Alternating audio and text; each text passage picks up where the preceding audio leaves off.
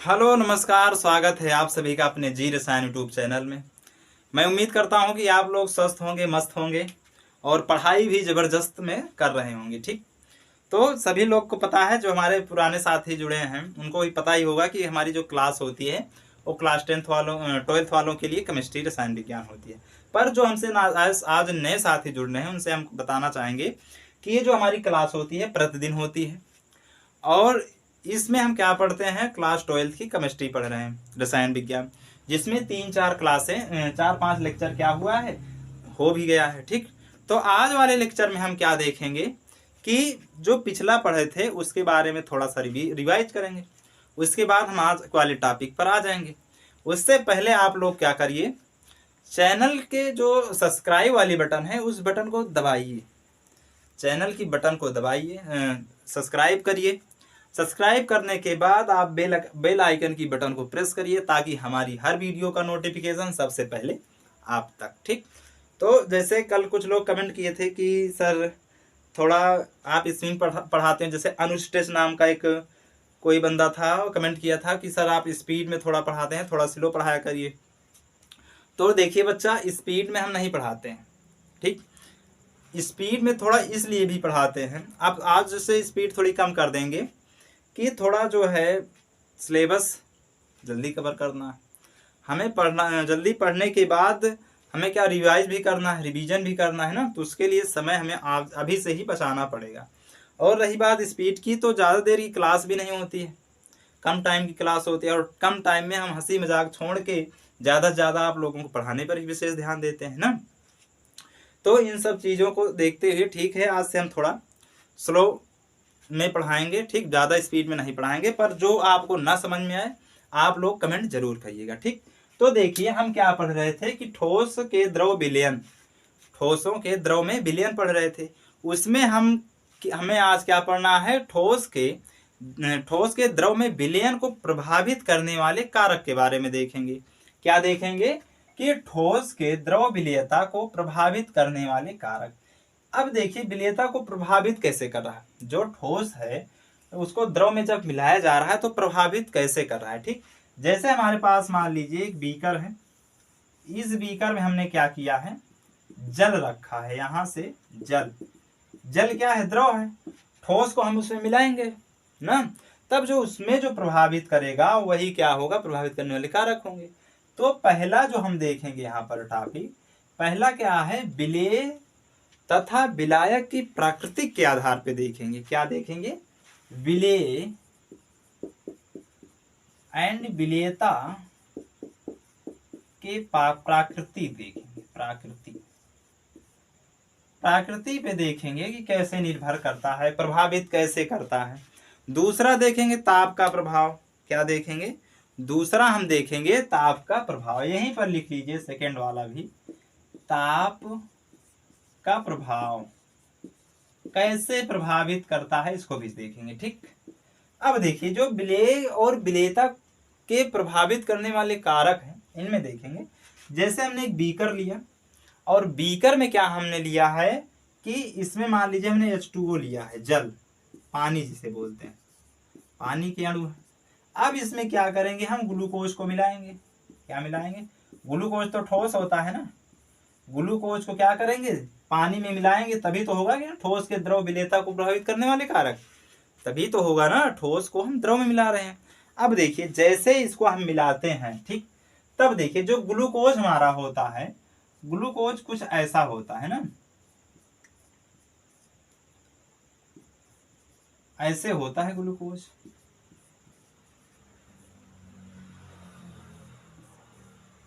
ऐसा होता है ना, ग्लूकोज कुछ ऐसे बनता है। ठीक, अब देखिए इसमें क्या हो रहा है, जैसे ग्लूकोज हम पानी के अंदर डालते हैं तब देखिए ग्लूकोज जो होता है वो क्या करता है, हाइड्रोजन के साथ बंध बनाना शुरू कर देता है। और पिछले वाले लेक्चर में हमने आपको बताया भी था कि जो बंध बनाते हैं फोन, FON, फोन से याद रखिएगा कि जो है हाइड्रोजन के साथ क्या करते हैं, बंध बनाते हैं, साथ बंध बनाते हैं। ठीक, क्या करते हैं, बंद बनाते हैं। अब जैसे मान लीजिए इस ग्लूकोज में क्या होगा, जैसे ऑक्सीजन के पास हाइड्रोजन आएगा वो बंद बना लेगा। जैसे मान लीजिए ऑक्सीजन यहाँ है तो ये क्या करेगा, हाइड्रोजन के साथ बंद बना लेगा। ठीक, यहां पर क्या करेगा, H2O होता है ना, एक सेकेंड, जैसे क्या करेगा ये बंद बना लेगा, यहां पर H हो जाएगा ऐसे ऐसे। ये देखिए जो ऑक्सीजन यहाँ था ये हाइड्रोजन के साथ क्या कर रहा है, बंद बना रहा है ना, जोड़ रहा है। जैसे यहां पर है, यहां पर भी है, ये क्या कर रहा है, यहां बंद बना रहा है, यहां पर है ऑक्सीजन क्या कर रहा है, हाइड्रोजन के साथ बंद बना रहा है। जब हाइड्रोजन के साथ बंद बना लेगा, क्या करेगा, जब हाइड्रोजन के साथ बंद बना लेगा तो क्या करेगा, ये क्या करेगा, पानी में विलय हो जाएगा ना, क्या होगा, विलय हो जाएगा। और देखिए जो ग्लूकोज होता है, जो ग्लूकोज होता है वो क्या करता है, हाइड्रोजन बंद बनाने में संभव है। ग्लूकोज जो है हाइड्रोजन बंद बनाने में क्या है, सक्षम है, सक्षम है। ग्लूकोज हाइड्रोजन के साथ बंद बना ही लेगा।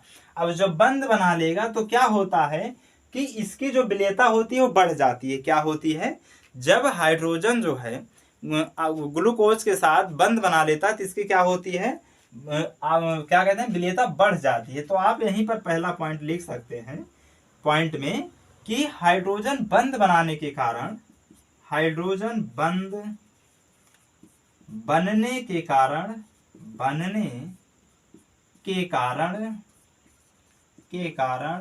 विलेयता क्या होती है, बढ़ जाती है, विलेयता बढ़ जाती है। ठीक, आप ऐसे बोर्ड वाली कॉपी में लिख सकते हैं। बोर्ड वाली कॉपी में हम सेम टू वैसे लिख सकते हैं कि हाइड्रोजन बंद बनने के कारण विलेयता क्या होती है, बढ़ जाती है। इसमें प्रभावित कारक वाले में हमने पहला देख लिया, उसमें क्या देख लिया कि जो पानी है वो ग्लूकोज आसानी से बंद बना लेता है, बंद बनाना संभव है, बंद बनाने में सक्षम है। और जब हाइड्रोजन बंद बना लेता है तो विलेयता क्या होती है, बढ़ जाती है, विलेयता क्या होती है, बढ़ जाती है। ठीक, यहाँ तक बात समझ में आई। ठीक, अगर यहाँ तक बात समझ में आई तो इसे नोट कर, हाँ ये फोन है, इसको आप फोन से भी याद कर रख लेना कि जो FON है, फोन से क्या होता है कि हम क्या करते हैं, एक दूसरे से संपर्क करते हैं। फोन से समझिए कि हम एक दूसरे से हेलो टेलीली करते हैं, संपर्क करते हैं ना। तो फोन क्या है, वो हाइड्रोजन से क्या करता है, संपर्क बना लेता है। जब हाइड्रोजन से संपर्क बना लेता है पानी के अणु के साथ तो क्या करता है, उसकी विलेयता को उसको प्रभावित और कर देता है, विलेयता को क्या करता है, और बढ़ा देता है। ठीक, नोट करिए इसको, चलिए नोट कर लिए, हटाएं। चलिए दूसरा क्या देखते हैं, दूसरा क्या है, ताप का प्रभाव। हम दूसरे पे चर्चा करते हैं कि ताप का प्रभाव कैसे काम करता है। ठीक, दूसरा क्या है, ताप का प्रभाव, ताप का प्रभाव। अब देखिए सेकंड वाले में क्या होता है, ताप का प्रभाव। इसमें मान लीजिए हम एक बीकर, इसमें भी थोड़ा पहले बीकर बना के उससे समझेंगे, समझ में आएगा। मान लीजिए हमारे पास एक बीकर है, इसमें मान लीजिए हमने क्या किया है, पानी को रख दिया। अब पानी के जो अणु हैं, क्या है, पानी के जो अणु हैं यहाँ सतह पर हैं। ठीक, ऐसे, ठीक, ये क्या है, पानी के अणु, पानी के अणु। अगर तापमान की बात करें तो यहाँ तापमान क्या है, टेम्परेचर हम रखते हैं 30 डिग्री। टेम्परेचर कितना रखते हैं, तापमान 30 डिग्री। अब 30 डिग्री में क्या कर रहे हैं, हम एक लाल कण को मिला रहे हैं, किसी और कण को मिला रहे हैं। जैसे मान लीजिए हमने इसमें कुछ लाल कण को मिला दिया, लाल कण को। ठीक, किसको, लाल कण को। लाल कण को जब हमने मिलाया तो यहीं बीच में आके रुक गए। ठीक, इसके बीच में क्या हुए, विलय जो हो रहे हैं, लाल कण क्या है, विलय। हमने लाल कण को इसमें विलय किया, 30 डिग्री टेम्परेचर पे विलय यहीं पर रुक गए, जो लाल कण थे वो यहीं बीच में रुक गए। लेकिन अगर हमने क्या किया, पानी के साथ अगर टेम्परेचर को हमने थोड़ा सा बढ़ा दिया, टेम्परेचर को क्या किया हमने, थोड़ा सा बढ़ा दिया, मान लीजिए एक बीकर और हमने यहीं पर ऐसे बना लेते हैं, और इसमें क्या करते हैं ऐसे, ठीक। इसमें भी हम क्या कर रहे हैं, जो विलेय है, विलेय लाल कण है ना, क्या है, लाल कण। अब देखिए लाल कण को क्या करना है, अभी तक तो अणु जो थे हमारे पास ऐसे थे, ऐसे, ठीक ना। अगर मान लीजिए यहाँ तापमान 30 डिग्री था और यहाँ पर हम 30 तापमान क्या कर रहे हैं, 50 डिग्री ले रहे हैं। अब देखिए जैसे हमने 50 डिग्री लिया तो जो लाल कण थे, विलेय जो थे, एक पूरे बीकर में क्या हुए, छिटक गए। इसका मतलब क्या हुआ, जैसे हमने टेम्परेचर को बढ़ाया, टेम्परेचर को हमने जैसे बढ़ाया वैसे इन कणों में क्या हुई, गतिज ऊर्जा उत्पन्न हो गई। क्या हो गई, गतिज ऊर्जा उत्पन्न हो गई। कणों की संख्या में बढ़ोतरी हो गई। क्या हो गई, कणों की संख्या में, एक कण के संख्या है, कणों की संख्या बढ़ गई, संख्या बढ़ गई। बढ़ क्यों गई, क्योंकि हमने क्या किया कि इनको क्या किया, ज्यादा टेम्परेचर देने पर गतिज ऊर्जा मिल गई। क्या मिल गई, गतिज ऊर्जा मिल गई। ठीक दिख रहा है ना, गतिज ऊर्जा मिल गई। इसीलिए क्या हुए, पानी के जो अणु थे, ये क्या है, पानी के अणु है, पानी के अणु से कई गुना ज्यादा बढ़ गए। कौन, लाल रंग के कण। क्या हो गए, लाल रंग के कण। विलायक के जो दो कणों के बीच में अभी तक थे, देखिए जो विलायक में पहले में था, दो कणों के बीच में थे विलेय। विलायक के जो दो कण थे उनके बीच में विलेय के कण थे, लेकिन यहाँ पर देखिए विलेय के कण कम है और विलायक के कण कम है और विलेय के कण अधिक हो गए। चारों तरफ क्या हो गए, छिटक गए। छिटक इसलिए गए कि उन्हें 30 डिग्री से 20 डिग्री टेम्परेचर बढ़ा दिया गया, यानी 50 डिग्री टेम्परेचर कर दिया गया। और जब 50 डिग्री टेम्परेचर किया गया तो कणों में क्या हुई, गतिज ऊर्जा हो गई, उसमें गतिज ऊर्जा उत्पन्न हो गई और एक दूसरे क्या हो गए, टहलना शुरू कर दिए, इधर उधर भागना शुरू कर दिए। ठीक, तो इसमें क्या लिखेंगे कि ताप बढ़ाने पर क्या होती है, विलेयता बढ़ जाती है। क्या होता है, इसमें पॉइंट में लिखोगे कि ताप बढ़ाने पर विलेयता बढ़ जाती है, विलेयता बढ़ जाती है। ठीक, प्रभावित कारक पूछे तो सिर्फ दो में से आप एक को पूछेगा, बता दे। अगर आपसे विस्तार में पूछता है तो आप इसको भी बनाइए, नहीं तो आप ऐसा सिंपल सा लिख दीजिए कि ताप बढ़ाने पर क्या होता है, विलेयता बढ़ जाती है। बस इतनी सी बात है। और ताप क्यों, विलेयता क्यों बढ़ रही है, क्योंकि जो विलेय है उसके कण क्या हो रहे हैं, टेम्परेचर को तेज करने पर वो छिटक जा रहे हैं। पूरे बर्तन में क्या हो रहे हैं, विलायक से अधिक मात्रा विलेय की हो जा रही है। ठीक, यहां तक बात समझ में आई, यहां तक बात समझ में आई।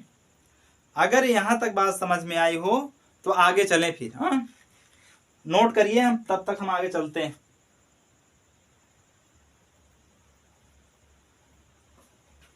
ठीक, आगे चलें।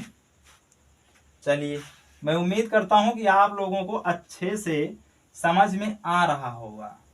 ठीक, अब देखिए, अब यहां से हमारा एक नया टॉपिक स्टार्ट होता है। ठीक, नया टॉपिक क्या है, अभी तक हमने क्या किया, गैसों का गैस में विलयन पढ़ लिया ना, गैसों का द्रव में विलयन पढ़ लिया और ठोसों का द्रव में विलयन पढ़ लिया। अब क्या हम देखेंगे कि द्रवों का द्रव में विलयन क्या होता है। क्या होता है, द्रव का द्रव में विलयन। जैसे अभी तक हमने हेनरी का नियम पढ़ा था, द्रव के विलयन में हम क्या पढ़ेंगे, राउल्ट का नियम पढ़ेंगे। किसका नियम, राउल्ट का नियम। ठीक, क्या देखने वाले हैं, द्रव का द्रव में विलयन, द्रव का द्रव में विलयन। इसी में हम क्या देखेंगे, राउल्ट का नियम, राउल्ट का नियम। किसकी चर्चा करेंगे हम, राउल्ट के नियम की हम चर्चा करेंगे। ठीक, अब देखिए राउल्ट के नियम में क्या है, राउल्ट के नियम में हम देखेंगे दाब का वाष्प दाब, वाष्प दाब। ठीक, दाब का वाष्प दाब को प्रभावित करने के कौन कौन से कारक हैं, इनको भी देखेंगे। ठीक, तो सबसे पहले हम क्या देखेंगे कि जो द्रव का द्रव में विलयन है, द्रव का द्रव में जो विलयन है, इसमें हम सबसे पहले क्या देखेंगे, द्रव का वाष्प दाब देखेंगे। क्या देखेंगे, द्रव का वाष्प दाब, द्रव का विलयन देखिए क्या है, द्रव का द्रव में विलयन, विलयन, और क्या देखेंगे, वाष्प दाब, द्रव का वाष्प दाब, वाष्प दाब। ठीक, इन सब की हम चर्चा करेंगे कि वाष्प दाब लगता कैसे है, वाष्प दाब लगता कैसे है ना, द्रव का द्रव में विलयन है क्या। ठीक, तो देखिए अगर हम द्रव का द्रव में विलयन की पहले चर्चा करें तो हम जैसे एक बीकर ऐसे ले लेते हैं, ऐसे। ठीक, और कैसा बीकर लेंगे हम, खुला बीकर लेंगे, यानी खुला बर्तन। कैसा बर्तन लेंगे हम, खुला बर्तन लेंगे, इसमें किसी भी प्रकार का ढक्कन नहीं होगा, ऊपर से बंद नहीं होगा। ठीक, इसको हम सिर्फ किसके लिए यूज कर रहे हैं, खुला बर्तन है। क्या है, यहां पर लिख लीजिए खुला बर्तन, खुला बर्तन। अब खुला बर्तन को हम क्या करते हैं, जैसे मान लीजिए हमारे पास कोई विलेयर है, यह क्या करते हैं, हम इसमें पानी रख देते हैं या कोई भी अणु ले लेते हैं। जैसे हमारे पास एक सतह हुई, ठीक, ऐसे ये सतह समझ गए। अब देखिए ऊपर से क्या है, खुला है, ऊपर से बर्तन खुला है, लेकिन इसमें जो हम कुछ भी द्रव्यमान रखे हैं, ए बी द्रव कुछ भी रखे हैं, क्या रखे हैं, मान लीजिए द्रव है हमारे पास, द्रव। ठीक, अब इस द्रव की जो सतह होगी, ये नहीं होगी, ये सतह ये होगी, इस सतह पर कुछ अणु ऐसे हैं। ठीक, ऐसे। ठीक, द्रव पर क्या है, सतह पर है। अब देखिए इसके ऊपर कुछ भी है और कुछ नीचे भी हो सकते हैं। क्या हो सकते हैं, कुछ ऊपर है और कुछ ऐसे नीचे भी हो सकते हैं। ठीक, ऐसे हो सकते हैं ना। इसको थोड़ा आप इधर बना लीजिए, इसमें 2 कर लीजिए, ऐसे। ठीक, अब देखिए ये जो सतह पर अणु हैं और जो सतह के नीचे अणु हैं, अगर इसकी हम बात करते हैं, अगर हम इसकी बात करते हैं तो क्या होता है कि सबसे ज्यादा आकर्षण बल की बात करें हम, अगर आकर्षण बल की बात करें तो देखिए ये जो है इसके पास देखिए एक से जुड़ा है, एक अणु से, दूसरे कण से जुड़ा है, एक तीसरे कण से, एक चौथे कण से। इसके पास जो कणों का जो आकर्षण बल लग रहा है वो 4 कणों का लग रहा है। नीचे जिसको हम रेड से लिखे हैं, इसके जो अणु है इसको क्या कर रहा है, 4 कणों का आकर्षण बल लग रहा है और सबसे ज्यादा भी लग रहा है। 4 कणों का आकर्षण बल लग रहा है और सबसे ज्यादा भी लग रहा है। ठीक, क्या है, 4 कणों का आकर्षण बल, आकर्षण बल। ठीक, क्या है, आकर्षण बल। ठीक, अब देखिए अब उसके ऊपर वाले सतह की बात करेंगे जो ब्लैक कण है। अब देखिए उसके पास एक कण ये है, ठीक, एक कण का सपोर्ट इसका है और एक आकर्षण ए, और नीचे भी एक कण से ही आकर्षित हो रहा है। यानी आकर्षण बल जो है जो ऊपर वाले स्तर में है उसमें 3 आकर्षण बल लग रहे हैं। 3 कणों का आकर्षण बल, क्या है, 3 कणों का आकर्षण बल। अब इसको देखिएगा, 3 कणों का आकर्षण बल। देखिए जो सतह पे था उस पर 3 कणों का आकर्षण बल लग रहा है और जो सतह के नीचे है उस पर 4 कणों का आकर्षण बल लग रहा है। ठीक, अब देखिए जैसे आकर्षण बल लग रहा है, नीचे से क्या करेंगे, आकर्षण बल लग रहा है, तो ऊपर सबसे पहले कौन निकलेगा, ये कण निकलेंगे, क्योंकि ये ऐसे धीरे धीरे करके ऊपर चले जाते हैं। क्या करते हैं, ये वाष्प ऐसे बनती है, ये ही कण वाष्प बन के ऐसे निकल जाते हैं, क्योंकि खुला बर्तन है ना, खुला बर्तन है, इसमें कुछ रुकेगा नहीं। क्या होगा, इसमें कुछ रुकेगा नहीं। ऐसे क्या करता हुआ वाष्प बनता हुआ कहाँ चला जाएगा, वातावरण में, वातावरण में चला जाएगा। ठीक, वातावरण में चला जाएगा। यहां जो वाष्प बन के जाएगा वो कहाँ चला जाएगा, वातावरण में, क्योंकि खुला है। क्या है, बर्तन एक खुला है और ये जो है ये सतह के अणु है, सतह के अणु है। अब सतह के अणु सबसे पहले जाएंगे भाई, सतह के अणु सबसे पहले जाएंगे क्योंकि सबसे ऊपर है ना, क्योंकि वो क्या करते हैं, आकर्षण बल कम होता है। आकर्षण बल कम होता है, धीरे धीरे ऊपर आ जाते हैं, ठीक। तो यहीं से निकल जाते हैं। अब देखिए सबसे ज्यादा आकर्षण बल इसको मिलेगा, जिसके 4 कणों का सपोर्ट, 4 कणों का क्या है, बल है ना, आकर्षण है। और कम किसको लगेगा, ये ज्यादा लगाएगा आकर्षण बल। कम कौन लगाएगा, जिसके पास कम अणु है। इसके पास क्या है, 3 कणों का ही आकर्षण बल है, ठीक। इस बात को समझ पाए कि जो सतह के अणु होते हैं उन पे आकर्षण बल कम होता है। इसमें पॉइंट वाली बात यह है कि जो सतह के अणु होते हैं उनके पास पॉइंट कम क्या होता है, आकर्षण बल कम होता है। और सतह के अणु की जो होती है गतिज ऊर्जा अधिक होती है। गतिज ऊर्जा इसलिए कम होती है, अधिक होती है, क्योंकि उन पे क्या होता है, दबाव नहीं होता है। वो आसानी से वाष्प में क्या करते हैं, बदल कर वातावरण में क्या होते हैं, शामिल हो जाते हैं, निकल जाते हैं, ठीक। और क्या, सतह के कण सबसे पहले वाष्प में बदल जाते हैं। सतह के कण ही, जैसे हमने नीचे से टेम्परेचर को गर्म किया इस बर्तन को, सबसे पहले कौन वाष्प में बनेंगे, ऊपर के कण, ठीक। क्या बनेंगे, ऊपर के कण। तो इसमें आप लिख लीजिए ऐसे नोट डाउन करके, यहाँ सतह के कण हैं, सतह के कण, ठीक। तो यहाँ पर आप ऐसे डिब्बा बनाकर, यहाँ तक तो दिख रहा होगा ना, दिख रहा है वहां तक। तो इसमें लिख लीजिए जो पहला है कि सतह के अणु, पहले में क्या लिख लीजिए, सतह के अणु, के अणु क्या करेंगे, सबसे पहले वाष्प में बदलेंगे। क्या होंगे, सबसे पहले वाष्प में बदलेंगे। या फिर सतह के अणु सबसे कम सतह के अणु में आकर्षण बल कम होगा, आकर्षण बल कम होगा, कम होगा, ठीक। इस बात को समझ गए। दूसरा पॉइंट लिख लीजिए कि जो सतह के कण होंगे सबसे पहले वाष्प में बदलेंगे, या सतह के अणु की गतिज ऊर्जा जो होगी वो अधिक होगी। क्या होगी, सतह के जो कण होंगे, सतह के कण की गतिज ऊर्जा अधिक होगी, की गतिज ऊर्जा अधिक होगी, अधिक होगी, ठीक। यहां तक बात समझ में आई कि सतह की जो कण की गतिज ऊर्जा होगी वो अधिक होगी। तीसरा पॉइंट लिख लीजिए कि जो सतह के कण होंगे, सतह के कण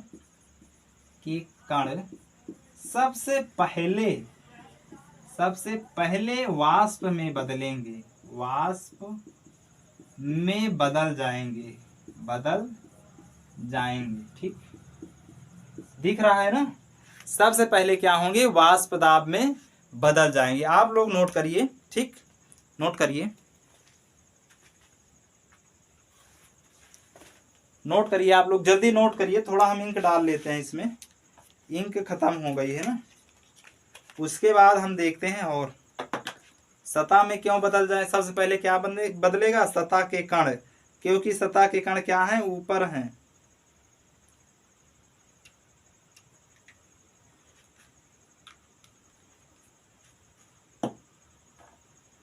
नोट कर लिए, हटाएं,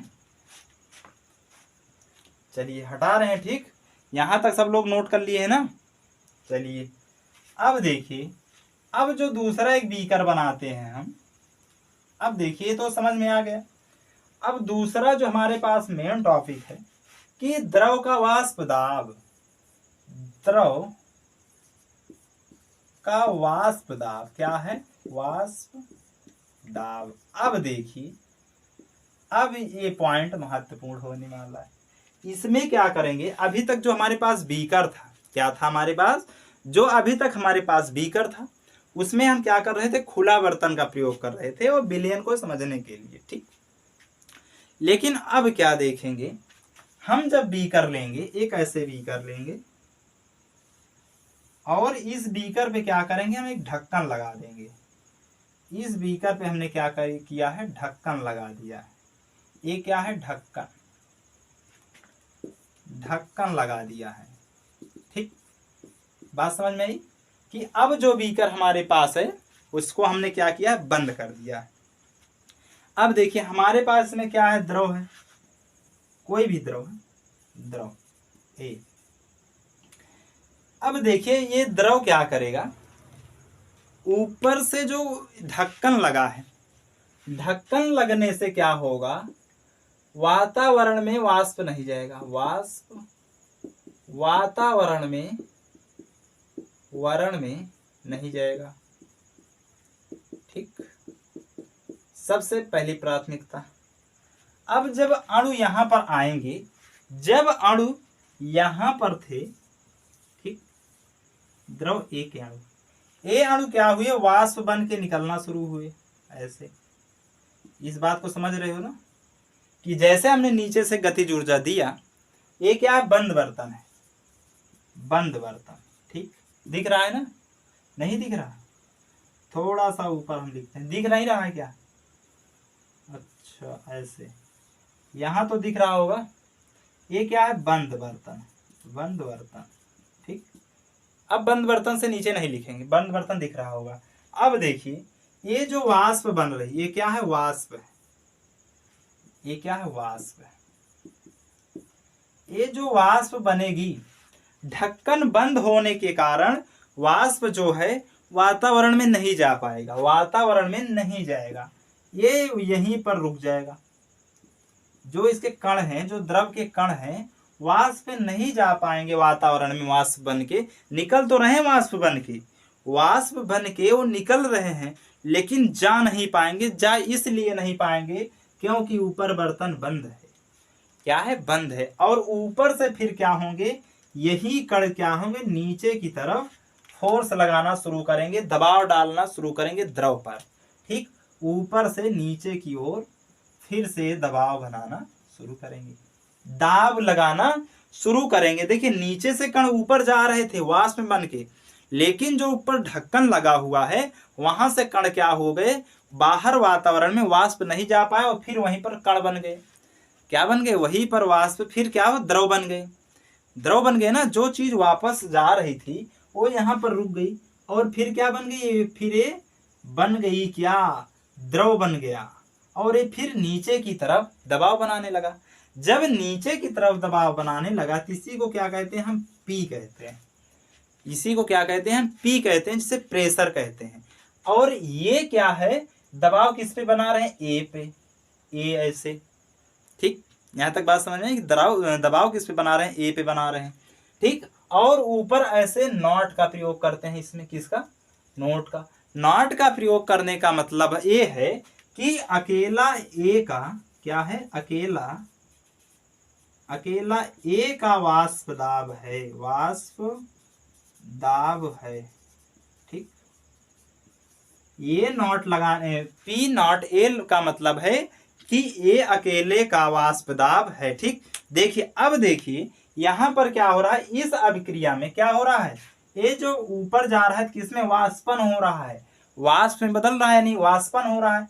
तो इस अभिक्रिया को, इस क्रिया को वाष्पन कहते हैं, क्रिया को वाष्पन कहते हैं। ठीक, वाष्पन कहते हैं।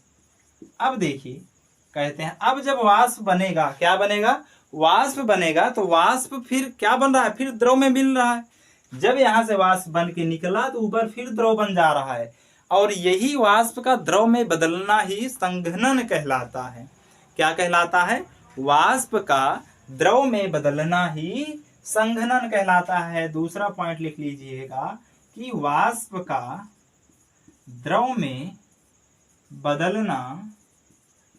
बदलना संघनन कहलाता है, संघनन कहलाता है। यहां तक बात समझ में आई कि संघनन क्या है, जो वाष्प में जा रहा था, ऊपर ढक्कन लगा होने के कारण वाष्प वातावरण में नहीं जा पाई, और इसी वाष्प क्या कर रहा है, फिर ढक्कन पे क्या कर रहा है, रुक जा रहा है, और जो वाष्प बन के जा रहा है वो फिर दोबारा से क्या बन रहा है, द्रव बन जा रहा है। ठीक, क्या बन जा रहा है, द्रव बन जा रहा है। ठीक, और देखिए, जो द्रव है, द्रव वाष्प द्रव में बदलना संघनन कहलाता है। इसका मतलब जो वाष्पन की दर होगी, वाष्पन दर जो होगा वो संघनन दर के बराबर हो। जो वाष्पन दर होगा, ये संघनन दर भी यही होगा, संघनन दर। ठीक, संघनन दर। और इसी को क्या कहते हैं, वाष्पन दर जो है, संघनन दर के साथ होता है, इसी को क्या कहते हैं, साम्यावस्था कहते हैं। क्या कहते हैं, साम्यावस्था। यहाँ लिख लीजिएगा कि इसी को, इसको लिखने के बाद नीचे दिख रहा है, नहीं दिख रहा ना, सामने लिख लीजिए, इसी को साम्यावस्था कहते हैं, साम्यावस्था। ठीक, इसी को साम्यावस्था कहते हैं। वाष्प दर का संघनन दर जो होता है उसी को वाष्प क्या कहते हैं, साम्यावस्था कहते हैं। और वाष्प द्रव में बदलना ही क्या कहलाता है, संघनन कहलाता है। ठीक, यहां तक बात समझ में आई, यहां तक बात समझ में आई ना, कि अगर आपको कहीं ए दिख जाए, पी नॉट ए दिख जाए, इसका मतलब ए का अकेला दाब। ठीक, अभी तक हमने बीकर जो लिया था खुला लिया था, निकल जा रही थी उसमें से क्या, वाष्प जो होता था, वाष्पन जो हो रही थी क्रिया, वाष्प वातावरण में चला जा रहा था। लेकिन अब क्या हो रहा, जब हमने ढक्कन को लगा दिया तो ये सतह पे जाके वापस से क्या हुआ, द्रव में बनना शुरू हो गया। जैसे आप लोगों ने गांव में देखा ना कि जो चाय बनाते हैं, आप किसी चीज को जब गर्म करते हैं तो ऊपर जो प्लेट रखी जाती है, उस प्लेट में देखिए पानी की बूंदें इकट्ठे हो जाती हैं ना। कभी आप लोगों ने सोचा है दिमाग से कि जो पानी की बूंदें इकट्ठा हो जाती हैं वो क्यों इकट्ठा हो जाती हैं? ऐसा तो है नहीं कि उसमें पानी को चिपका दिया जाता है, पानी चिपकेगा भी नहीं आसानी से, पानी या वैसे भी पानी टिकेगा नहीं, चिपकेगा ना। लेकिन जो वाष्प बन के निकलता है, जो कुछ भी विलयन से, द्रव से जो वाष्प बन के निकलता है, वो वाष्प क्या होता है, उस प्लेट पे जम जाता है। और जब जम जाता है तो वहीं फिर द्रव का रूप लेना शुरू कर देता है। और जो द्रव का बदलना हो जाता है, क्या है, वाष्प का जो द्रव में बदलना, वाष्प द्रव में बदलना संघनन ही कहलाता है। यहाँ लिख लीजिए थोड़ी सी, वाष्प का द्रव में बदलना संघनन कहलाता है। और जो वाष्प निकलती है जब द्रव में बदल जाती है तो उसी को हम क्या कहते हैं, संघनन कहते हैं। ठीक, ऐसा हम लोगों ने बहुत बार देखा है, पर आपने कभी सोचा नहीं है कि कैसे रुक जाती है ना। तो इसी तरह रुकती है कि वाष्प का जो द्रव में बदलना होता है संघनन ही कहलाता है। ठीक, यहां तक बात समझ में आई। चलिए अब हम नेक्स्ट टॉपिक पे क्या देखेंगे कि द्रव का वाष्प दाब की परिभाषा क्या देखेंगे, वाष्प दाब की परिभाषा। और वाष्प दाब की जो परिभाषा होगी इसको हम कल देखेंगे। वाष्प दाब की परिभाषा को हम क्या करेंगे, कल देखेंगे नेक्स्ट वाले लेक्चर में हम वाष्प दाब की परिभाषा के बारे में चर्चा करेंगे। ठीक, तो आज की क्लास को हम यहीं तक रखते हैं। उम्मीद करते हैं कि जितना कुछ भी बताया गया है आप लोगों को बड़ी आसानी से समझ में आ गया होगा। और जो चीज जिस बच्चे को न समझ में आया हो उस चीज को क्या करिएगा, कमेंट बॉक्स में कमेंट जरूर किया करिए। ठीक, तो चलिए आज की क्लास को हम यहीं तक रखते हैं। और जितने लोग देख रहे हैं इस इवेंट को, इस सेशन को, ज्यादा से ज्यादा लाइक